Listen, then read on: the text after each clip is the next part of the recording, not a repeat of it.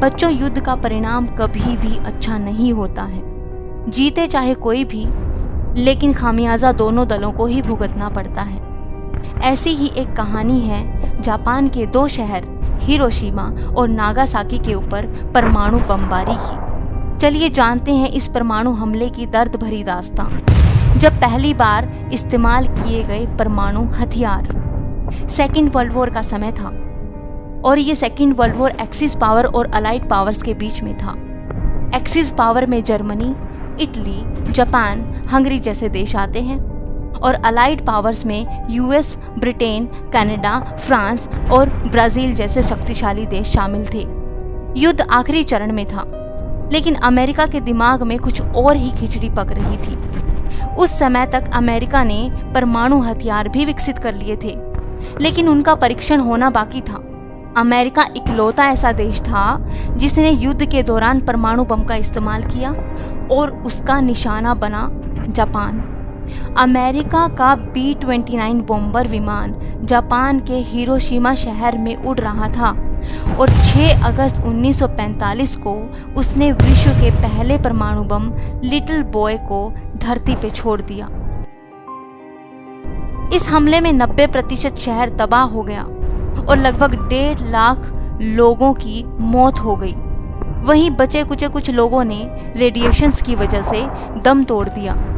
अभी जापान इससे उभर भी नहीं पाया था कि इसके 3 दिन बाद यानी 9 अगस्त 1945 को जापान के दूसरे शहर नागासाकी पे अमेरिकी विमानों ने बमों की बौछार शुरू कर दी।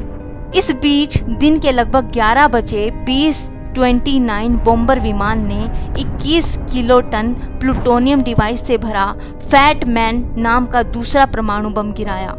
देखते ही देखते इस हमले में जापान के 80,000 लोगों की मौत हो गई। इस हमले के तुरंत बाद ही जापान के सम्राट हिरोहितो ने अमेरिका के सामने रेडियो पे आत्मसमर्पण का ऐलान कर दिया। बताया जाता है कि अगर जापान आत्मसमर्पण नहीं करता तो अमेरिका 19 अगस्त को इससे भी बड़े हमले की तैयारी में था। आखिर परमाणु हमले का फैसला क्यों किया गया? अमेरिका से पहले ही जापान द्वितीय विश्व युद्ध में कदम रख चुका था और जापान इस दौरान न सिर्फ युद्ध का भागीदार बना, बल्कि उसने अपनी शक्ति का प्रदर्शन भी किया। और इसी शक्ति के प्रदर्शन के चलते जापान ने 7 दिसंबर 1941 को अमेरिका के पर्ल हार्बर बंदरगाह पर हमला बोल दिया। ये प्रशांत महासागर में स्थित नौसैनिकों का एक अड्डा था। इस हमले में अमेरिका के कई हजार सैनिक मारे गए। जापान के इस हमले से अमेरिका का गुस्सा फूट पड़ा और उसने सेकेंड वर्ल्ड वॉर में कदम रखा।